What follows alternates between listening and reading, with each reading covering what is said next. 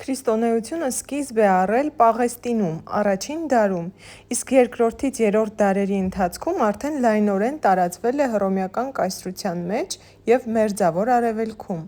Նոր վարդապետության հիմնադիրը Հիսուս Քրիստոսն էր։ Սկզբում բոլոր պետություններում, որտեղ տարածվում էր այս նոր կրոնը, նրա հետևորդներին վերաբերվում էին թշնամաբար, հալածում ու կոտորում, փորձելով արմատախիլ անել այս նոր շարժումը։ Հալածանքները նոր թափ առան Դիոկլետիանոս կայսեր օրոք։ Սակայն նոր վարդապետությունը գնալով ծավալվում էր, ներառելով նորանոր մարդկանց, ժողովուրդներ և երկրներ։ Քրիստոնեությունն իր հետևորդներին քարոզում էր համակերպվել կյանքի դժվարություններին, հավատարմորեն ծառայել տերերին։ Քրիստոնեությունը սկսել է Հայաստան ներթափանցել արդեն առաջին դարի ընթացքում։ Քրիստոնյա քարոզիչները, իդեմս Թադեոս և Բարդուղեմեոս առաքյալների և նրանց աշակերտների, գալիս էին Հայաստան և քարոզում նոր վարդապետությունը։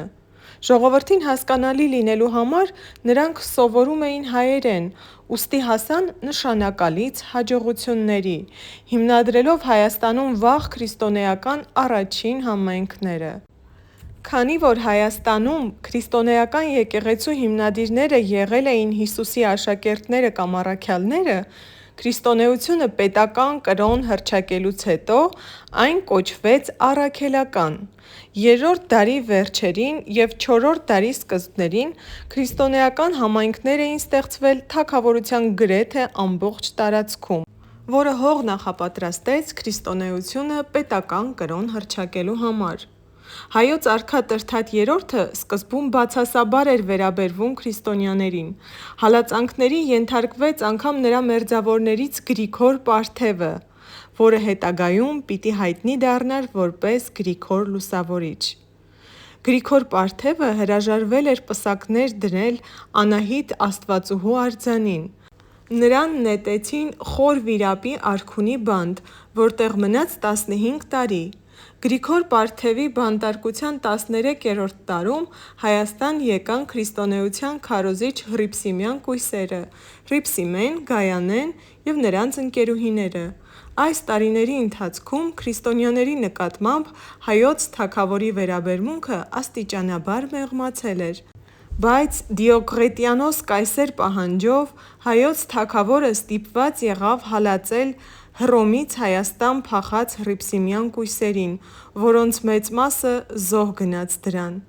Սակայն հռիփսիմյան կույսերի նահատակության տարում հիվանդացած Տրդատ թագավորը բուժվեց Խոր Վիրապի բանտից ազատված Գրիգոր Պարթևի կողմից, իսկ քրիստոնյաների հալածանքները դադարեցվեցին։ Տրդատ արքան արդեն մտածում էր քրիստոնեությունը պետական կրոն հռչակելու մասին,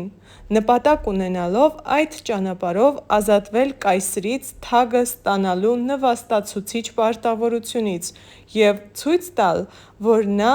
իր իշխանությունն ստացել է Աստծուց։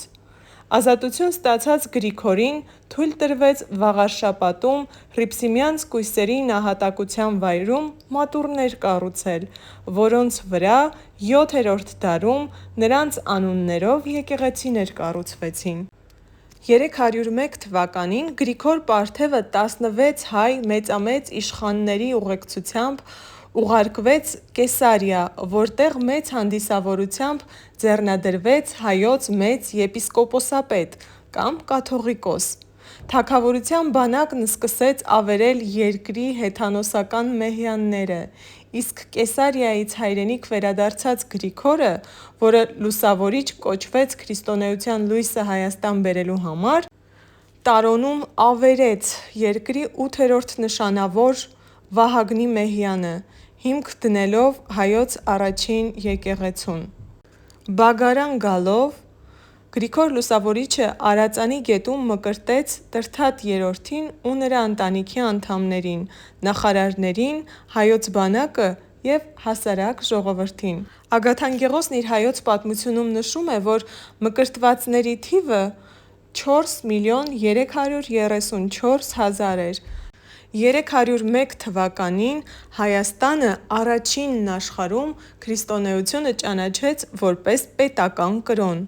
Քրիստոնեության լույսը Հայաստան բերած Գրիգոր Լուսավորիչը սրբացվեց Հայոց եկեղեցու կողմից։ Քրիստոնեությունը Դիոկլետիանոսից հետո մեծ հաջողություն ունեցավ նաև Հռոմում, սակայն 313 թվականին Միլանի կայսերական հրովարտակով այն ընդամենը հավասարազոր կրոն ճանաչվեց, իսկ պետական կրոն դարձավ միայն IV դարի վերջին քառորդին։ Պետք է նշել, որ հեթանոսության դիրքերը բավական ամուր էին։ Արքունի զորքերը իրենց նոր ընդունած հավատքի նախանձախնդրությունից դրդված քարուքանդ էին անում հեթանոսական կենտրոնները, քրիստոնյա մկրտում քրմերին ու նրանց երեխաներին։ Հեթանոսական մեհյանները, որ նշանակալից զինված ուժեր ունեին, կատաղի դիմադրում էին։ Արյունահեղ այս պայքարում ավերվեցին Արամազդի և մյուս հեթանոսական աստվածների մեհյանները, որոնց տեղում քրիստոնեական եկեղեցիներ հիմնադրվեցին։ Քրմական մեհյանների կալվածքները թագավորի հրովարտակներով նրանց վրա գտնվող բնակչությամբ հանդերձ հանձնվեցին քրիստոնեական եկեղեցուն։ Քրիստոնեությունը քարոզվելով հայերի համար անհասկանալի հունարենով ու ասորերենով, դժվարությամբ էր թափանցում ժողովրդի մեջ։ Ցանկանալով մեղմել հեթանոսության դիմադրությունը, եկեղեցին փոխ առավ մի շարք հեթանոսական ծեսեր և սովորույթներ, որոնցից է օրինակ ընտանի կենդանիների զոհաբերությունը, որը փոխվեց մատաղով, այսինքն մատուցիր աղքատներին, որը ողորմությամբ հատուցման կամ բարիք գործելու ձև է։ Ընդամենը մի քանի տասնամյակի ընթացքում Հայոց եկեղեցին առաջատար դիրքեր գրավեց նաև հայ հասարակության մեջ։ Հայոց եկեղեցին մեհյանների կալվածքներից ու հարստություններից բացի, հողային մեծ նվիրատվություններ ստացավ Տրդատ Մեծից ու նրա հաջորդներից։ Հայոց եկեղեցին վերածվեց տնտեսական հզոր ուժի։ Ժողովուրդը պարտավոր էր եկեղեցուն հանձնել բերքի 1/10 կամ 10 և վճարել պտղի։ Եկեղեցին շատ շուտով դարձավ երկրի խոշորագույն ավատատերերից մեկը, որի կալվածքները զիջում էին միայն թագավորական տիրություններին։ Միայն Ներսես կաթողիկոսի օրոք կաթողիկոսական կալվածքները սփռված էին 15 գավառներում։ Արդեն Սուրբ Գրիգոր Լուսավորչի օրոք հիմնականում ձևավորվեց հայ եկեղեցական կառույցը։ Ստեղծվեց 36 եպիսկոպոսություն, որոնց գլուխ կանգնեցին եպիսկոպոսները։ Նրանք եկեղեցական արարողությունների ժամանակ տեղ էին զբաղեցնում կաթողիկոսի աջ և ձախ կողմերում։ Եպիսկոպոսություններից երկուսը ստեղծված էին վիրքի և աղվանքի համար։ Անուրանալի է հայ քրիստոնեական եկեղեցու դերակատարությունը Հայոց պատմության մեջ։ Երբ Հայաստանը զրկվեց անկախ պետականությունից,